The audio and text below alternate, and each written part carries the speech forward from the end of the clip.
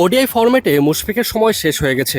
মুশফিক নিজেও এটা উপলব্ধি করেছেন। এই ফরম্যাটে তার সার্ভিস দেওয়ার মতো আর কিছু নেই। মুশফিক নিজেই স্বীকার করলেন এমন কথা। এই তো গেল মাসে গুঞ্জন শোনা গিয়েছিল মুশফিকুর রহিমকে আবারও ওয়ানডে দলে খেলার জন্য অনুরোধ করা হয়েছিল।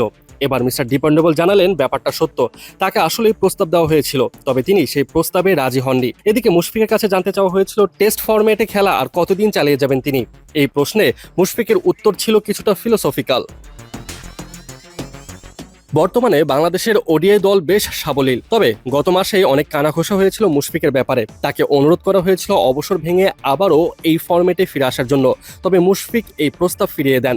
কেন তিনি ফিরিয়ে দিয়েছিলেন সেটার উত্তরে দিয়েছেন খুব সুন্দর মতো। তিনি মনে করেন এই ফরম্যাটে তার সার্ভিস আর দরকার পড়বে না জাতীয় দলের। মুশফিক বলেন, আর ওয়ানডে ক্রিকেটে যেটা বললেন আমার মনে হয় যে হ্যাঁ অবভিয়াসলি আমার কাছে এসেছিল মেসেজ, বাট আমি মনে করি যে বাংলাদেশ টিম ইনশাল্লাহ এমন একটা পর্যায়ে এখন আছে এবং ইন ফিউচারেও যাবে। আমার ইনশাল্লাহ মনে করি যে ওইরকম সার্ভিস দরকার হবে না।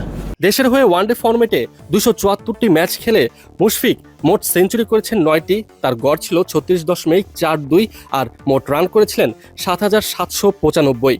মুশফিকের এই দুর্দান্ত ক্যারিয়ারের অবসান হয় গত বছর চ্যাম্পিয়ন্স ট্রফির পরপরই।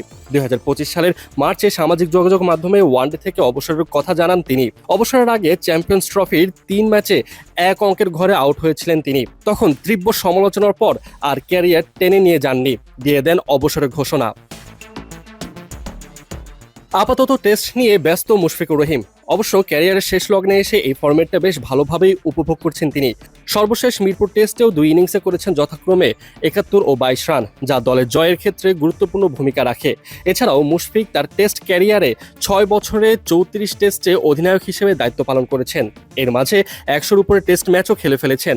তবে এই ফরম্যাটে আর কতদিন খেলা চালিয়ে যাবেন মুশফিক, এর উত্তরটা মিস্টার ডিপেন্ডেবল দিয়েছিলেন কিছুটা ফিলোসোফারদের মতো। তিনি বলেন, না ভাই, এরকম আপাতত কোনো গোল নাই।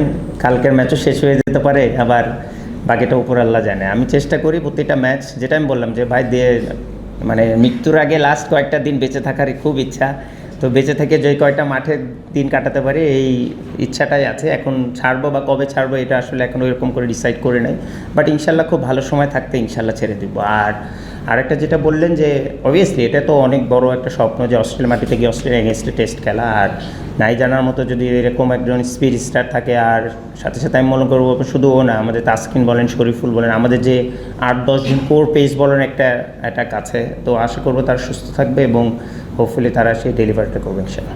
পাকিস্তানের বিপক্ষে দ্বিতীয় টেস্ট ম্যাচ শুরু হতে যাচ্ছে। আর এই ম্যাচ শুরু হবার আগের দিন মুশফিকুর রহিম প্রেস কনফারেন্সে এসে গণমাধ্যম কর্মীদের সাথে এভাবেই খোলামেলাভাবে আলোচনা করেন। বর্তমানে জাতীয় দল নিয়ে মুশফিক বেশ খুশি।